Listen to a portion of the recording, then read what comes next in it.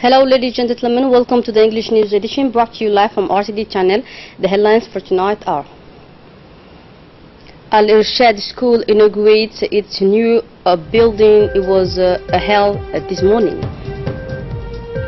And on the international scene, United Nations Human Rights Council approves calls for arms embargo against Israel.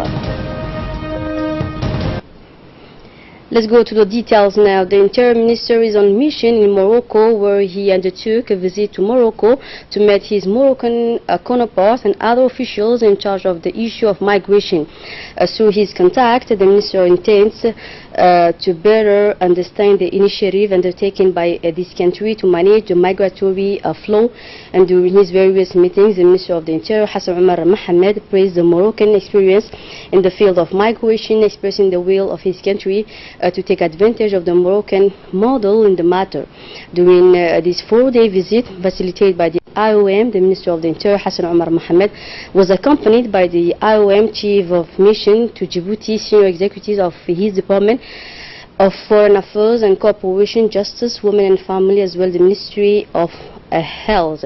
And during his talks in Rabat, the Minister of Interior was able to meet the Moroccan Minister of Foreign Affairs, International Cooperation, Nasser Bourita, and the Minister Delegate in charge of Moroccan residing abroad and Foreign Affairs, Abdel Karim Benoutik. Hassan Omar Mohamed said that Djibouti and Morocco are facing the same problems, hence Djibouti's interest in taking advantage of the Kingdom experience in managing migration. The Minister of the Interior also had the opportunity to meet with the Minister Delegate at the Ministry of the Interior, Noureddin Boutayeb.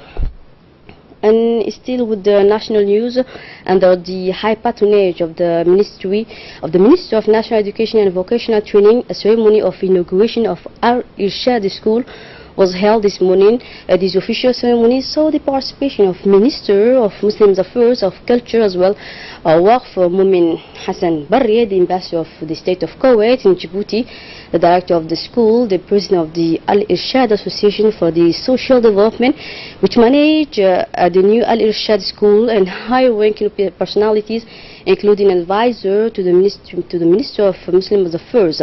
Al Irshad School was founded by several preachers from Neighborhood 4 to Djibouti in 1978. The school was financed by a grant from the State of Kuwait up to the amount of 91 million Djibouti francs.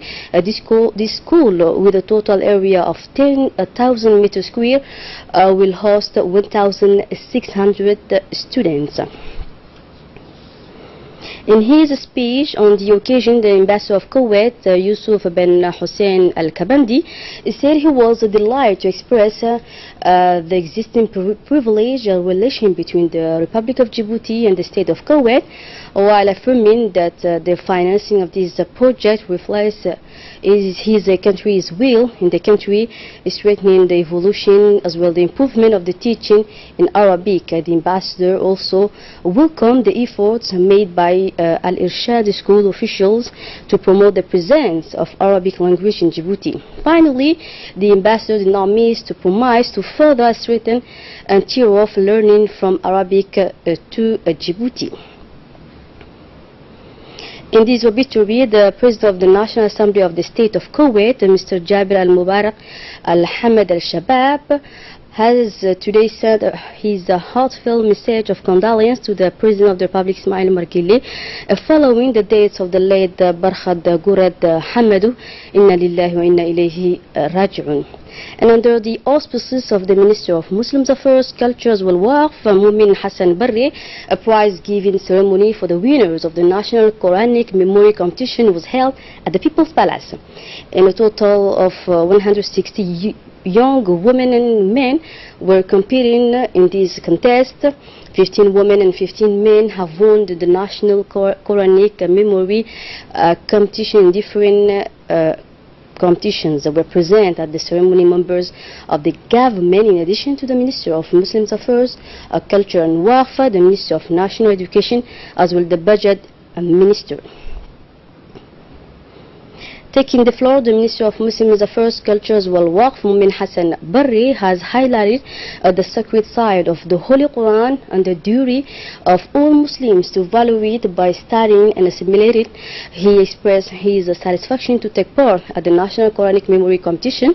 The Minister, Mumin Hassan Barri, emphasized in his speech that being a Muslim country, we should introduce our children to the learning and memorization of the Holy Quran because it is the book of the revelation of Allah to his Prophet Muhammad, peace be upon him. The minister also recalled that it was set up centers of learning of Holy Quran, and parents, he said, must register their children very young.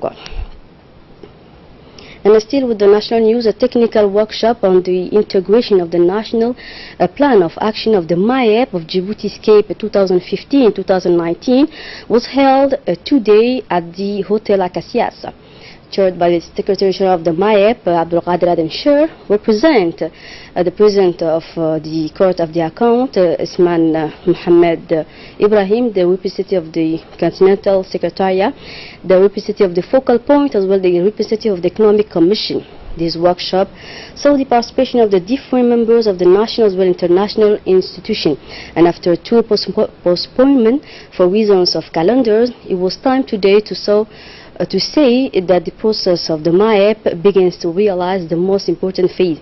It is for this reason that this workshop allowed to harmonize and integrate the National Action Plan to accelerate growth, strategic as well promotion of jobs in our country. And let's remember that the MIEP is a unique tool to establish by Africa to its fellow citizens.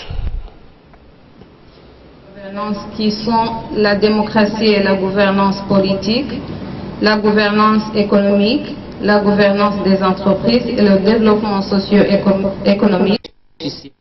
Par le gouvernement du rapport d'évaluation de Djibouti numéro 18. A large meeting of the Committee of Governors of Central Banks of COMESA was held in Djibouti Palace Kempinski this morning of Saturday under the chairmanship of the Governor of the Bank of Djibouti, Ahmed Osman, and the Director of the Monetary Institute of COMESA, Ibrahim Zaidi. The objective is to harmonize and coordinate monetary as well as financial economic policies that play a key role not only to boost trade and growth within COMESA, but also to streamline the use of resources to achieve the goals of convergence as well the economic integration. The role of central banks is paramount in many ways, particularly with regard to the stability of our financial system and to strengthen the monetary cooperation in the process of macroeconomic convergence. The meeting was attended by several governors from COMESA countries. It will continue till March 29, 2018. Development in all fields of economic activity to raise the standard of living of its people and to foster closer relations among its member states, to make trade freer, less distorted and fairer, to reduce production costs, to create an enabling environment for foreign, cross-border and domestic investment, including the joint promotion of research and adaptation of science and technology for development, to cooperate in the promotion of peace, security and stability among its member countries in order to enhance economic development in the region, to cooperate in strengthening the relation between the common market and the rest of the world, and the adoption of common positions in international fora, and to contribute towards the realization of the objectives of the African Economic Community. All the above will indeed necessitate closer monetary cooperation in order to harness our untapped resources and enhance our economic growth and reduce poverty. For his part, the governor of the Central Bank of Djibouti, Ahmed Osman, did not miss to explain the major advances and achievements of the COMESA countries in the field of international trade in order to strengthen the monetary stability of the region and to intensify the trade and commercial exchange in this area part of the world.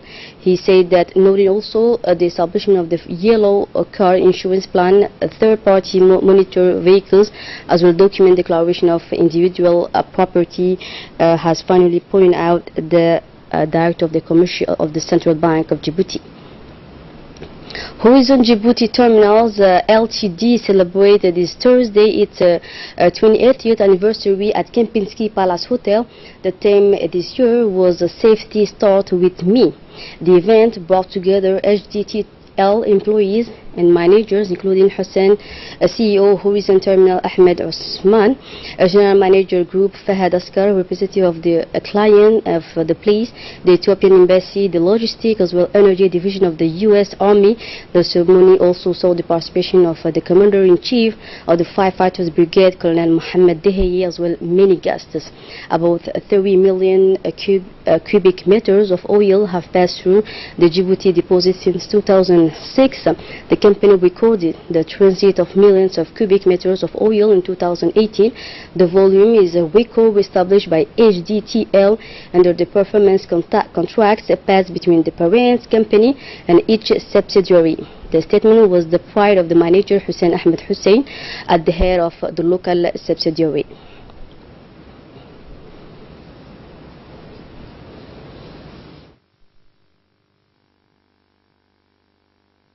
The stop work card to all employees to reconfirm this stop work authority across the network. In our last year safety day, we have strongly emphasized on incidents are to be learned, not to be repeated. We also emphasized that to effectively learn from incidents, we must share and implement lessons learned from minor ones and near misses, which represent the bulk of most incidents, and even unsafe acts or conditions. We will also be rolling out a program as soon as possible to recognize business units, leaderships and individual efforts in promoting and reporting near misses. Finally, let us remind ourselves to give safety the importance it deserves. Please remember that safety starts from you and me. Have a safe year ahead. Thank you very much. The former employees, the most successful at work, received certificates and checks at their employer's Safety Day ceremony. The gesture was in itself a recognition of the work that the happy recipient have accomplished over the past decade. This shows how 2018 has been a banner year of HDTL since this flagship of the national economic obtained in July 2015 ISO certification for its quality management, its environmental management and its health as well safety system at work.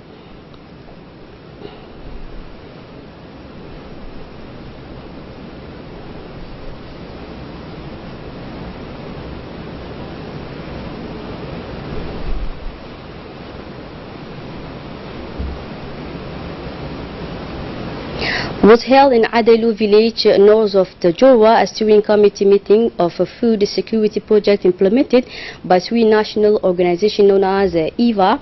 Launched in the course of 2015, this project that will soon come to an end is funded by the European Union, is co-managed by the NGO SOS Sahel and EVA, and involves two partner associations including Action Plans Obor and Caravan Development Gobad, in charge of the implementation of activities respectively in the Obor as well Dekhe region. Based on the food security and resilience of rural population in the face of climate hazards, the project is located in 9 rural localities located in the 3 regions concerned and involved in the implementation process technical partners as well as regional authorities. And as part of the school championship, the gymnasium of the industrial as well commercial high school league hosted the tournament playoff handball and basketball for college in the capital last weekend. And the collective events, 6 teams from all the high school boys and girls of the capital met Friday afternoon in the second round handball phases. In the same perspective, the basketball tournament was also held at the league between the various medium schools of the capital. And after the semi-final matches in the boys category, the Abul Aus High School beat the Gabodwan High School with a score of 18-3. To conclude, the MINFOP wants to focus on school sports in order to give back to the public school its role of a catalyst of the spirit of effort and self-sacrifice, which is at the base of all the success. Under the auspices of the State Secretary for Youth and Sport and the support of the National Olympic Committee, the Djiboutian Taekwondo Federation has been conducting since February a campaign of this martial arts discipline. This operation will last till May 2018. This campaign is in line with the policy of the State Secretary of Youth and Sport, but also that of the Olympic Committee, who have drawn up a social development plan for the Federation. In this context, the Federation travels the city for a few months and organizes open day in the CDCs, not only to make this discipline known to young people, but also initiate an initiative to practice Taekwondo. And after the capital, the Federation will continue its campaign till the interior regions. And now let's get into the international news. The United Nations Human Rights Council called on the international community to halt arms sales to Israel as it wrapped up its months-long 70th session in Geneva. It approved 5 anti-Israel resolutions, including one call ensuring accountability and justice for all violence of international law in the occupied Palestinian territory, including East Jerusalem, by a 27-4 vote with a 15 abstention. The UNHCR called upon all states to promote compliance under the international law with regard to Israel actions.